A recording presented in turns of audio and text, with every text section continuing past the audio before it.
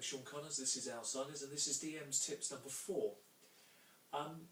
A lot of people have actually been asking me about what do I keep to hand? What are my most favoured tools as a DM? Stuff that isn't necessarily the norm. What sort of things do I like? I think it's an excellent question actually, and it deserves a fair answer. I normally try to keep things that I may not put too much preparation time into. So for example, a list of names may sound obvious, but it's very valuable. With the names, I'll try to have a vague idea of a handful of different sort of throwaway personalities or character traits, so that I can quickly get into it. If I want to be fairly random, 2 or 3 dice rolls, and I could have a character name, a quick personality trait, and something to ad-lib with. So for example, I've got the name Dieter Hammond in a particular game that I'm playing.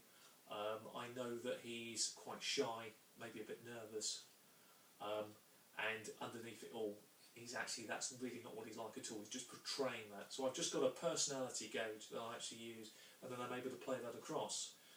I would actually say that it's worth doing that. Try to get into the method acting of it. So you've got these little tools that we're just discussing now. It gives you a style of play, and then put your own personality on it. So if you want to play Dieter with a little bit of a wispy voice, it can sound quite sinister.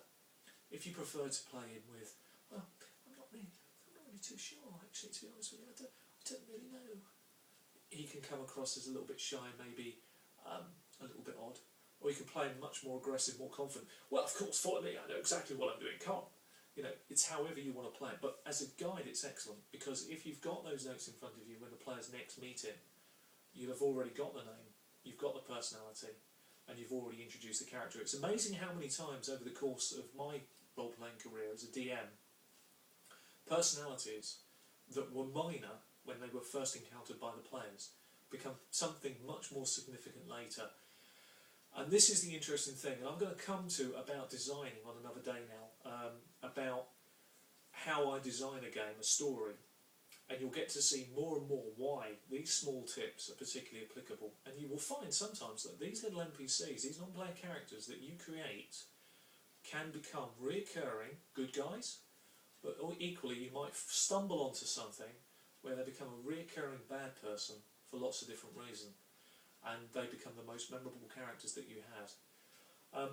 Along with a list of names and traits, the other sort of things I would keep in my arsenal of reserved stuff would be a few side tricks, maybe a couple of pre-worked out ambushes that are applicable to the character's level, where you need to put something together on the fly. Maybe you know they're going to be travelling along roads here, but 1 or 2 encounters worked out for it, whether it's a social encounter or something a bit more aggressive.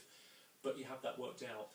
Maybe a few town-based or city-based encounters that you've worked out in advance, so you can keep the whole thing fairly fresh and pull them out when you need, when you feel there's a lack of pace in your story. So, for example, if we take a city-based campaign, you've worked out ahead of time that there's a potential possibility one of the characters somebody might try and steal something from them.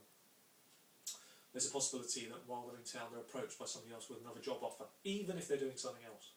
There's no harm throwing 1 or 2 things at the players at the same time, because it creates the reality of something being real. Try to have your story so there's some reality to it, so not the barkeep overhears them. I don't know how many times I've heard that the characters are in an inn and therefore given a job. Nah, it never happens, it's not in my games. I would say this, try to have it as realistic as possible. If you know the character's going to a town where they have family, because the backstory's been written that way, gives you a fantastic opportunity to introduce something.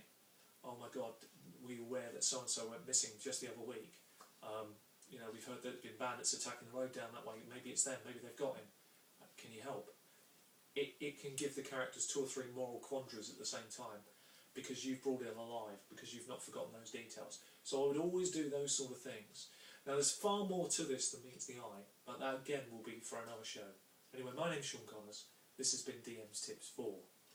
Welcome to the wonderful world of Outsiders. Until the next time, happy gaming.